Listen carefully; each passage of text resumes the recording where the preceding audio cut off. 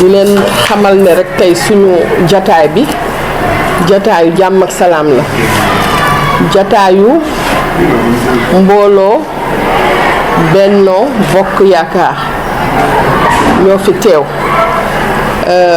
doon fas yéene waxtaan ak askanu Thiès waxtaan ak askanu Sénégal ci problème yi nga xamante ne moom la ñuy dund à l'heure actuelle muy li ko gën a taral mooy problème politique yi nga xamante ne ci lañ toll ci jamono yi ñu nekk suñu jataay tey bii nag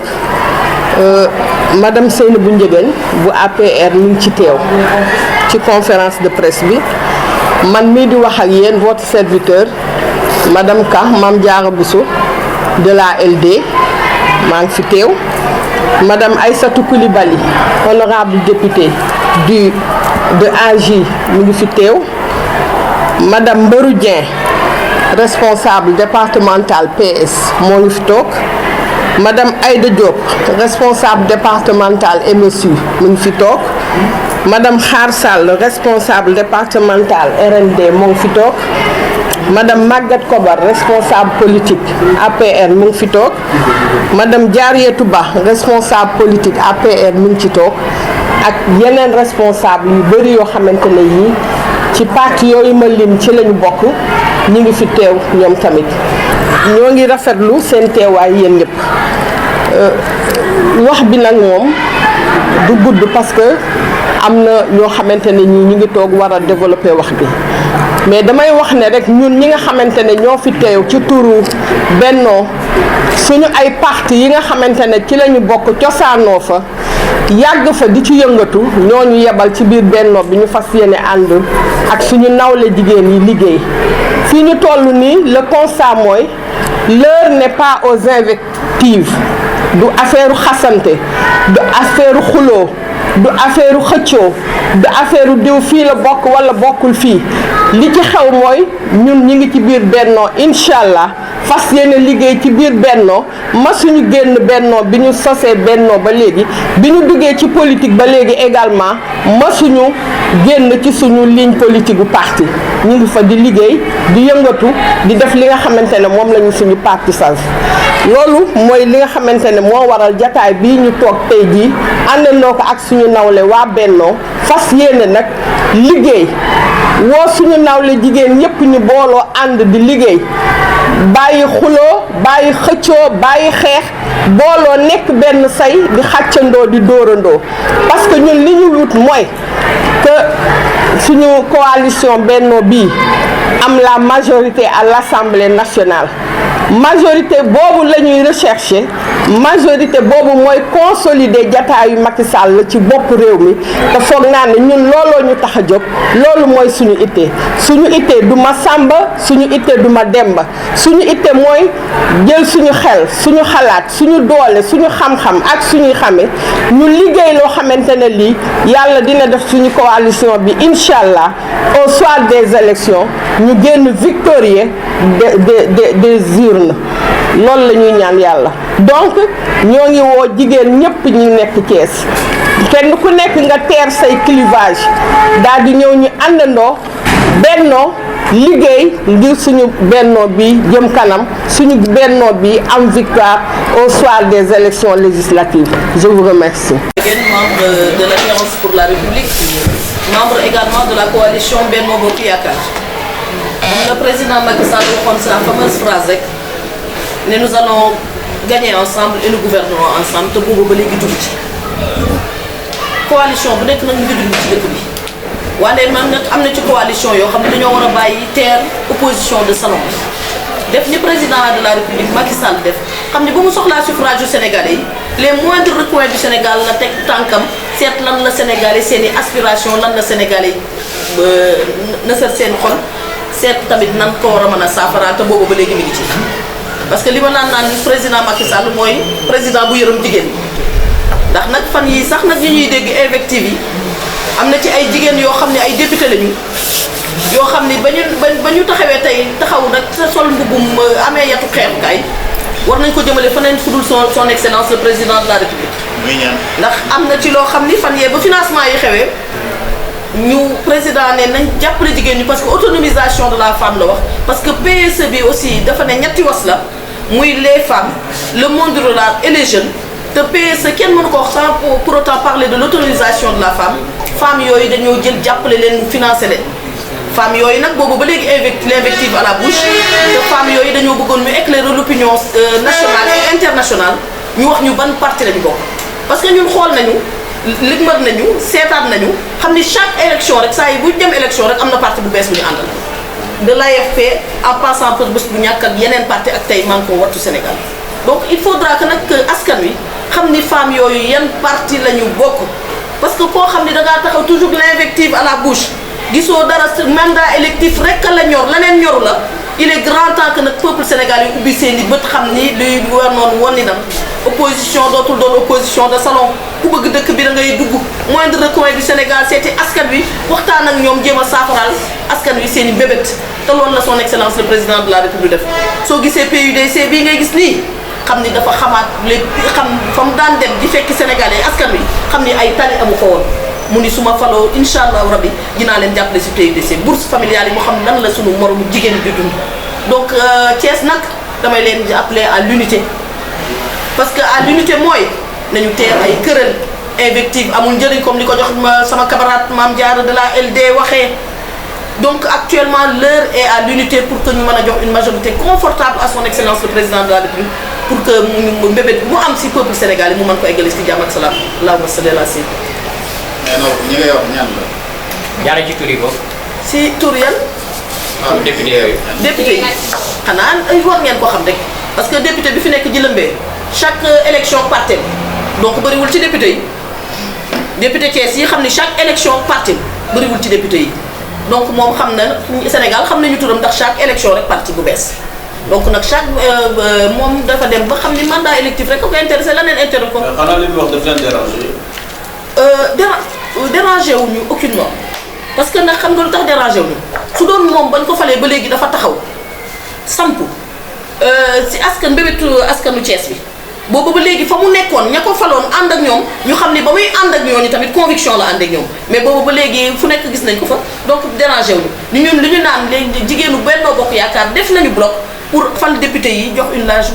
majorité confortable à son excellence le président de la République pour mbébétu askan bi loolu rek ko ñu ñor lu la ne. essayé na bu wax rek laay dolli tuuti mooy ku gis président Macky Sall ak ni mu taxawee ci biir réew mi ak bi muy jël réew mi sax 2009 laa wax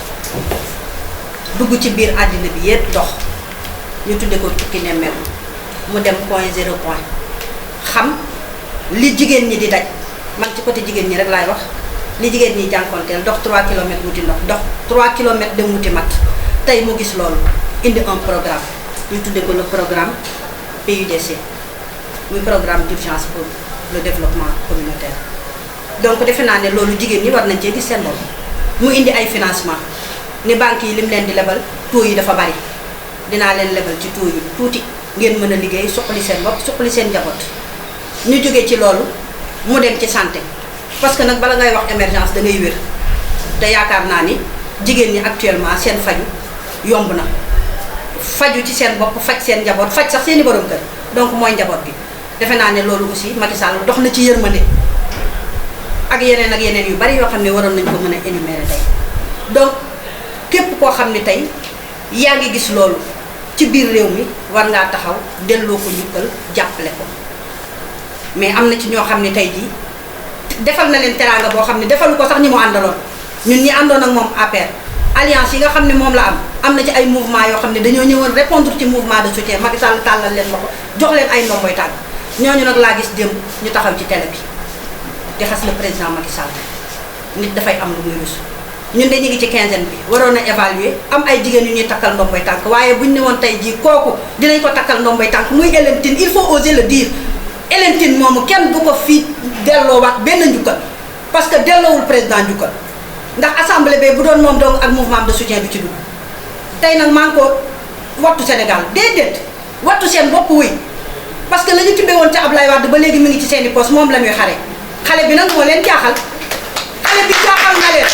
judd 61 ànd ak say baay ak say maam ñëw fekk leen ci naka sa dul noonu nga duma leen nangu réew mi ci seen loxo dindi fi jalgati dindi fi def naka su dul noonu dindi fi détournement dindi fi corruption loolu la Macky Sall di xeex kon ñun jigéen ñi dañuy ànd ak moom ci loolu jël sunu doom yi nag fépp fu war kii nekk rek ñu war leen localité nekk ñu war faa jàng rek samp na fa jàngukaay ba xale yi dootuñu paas di dem ak a dikk kon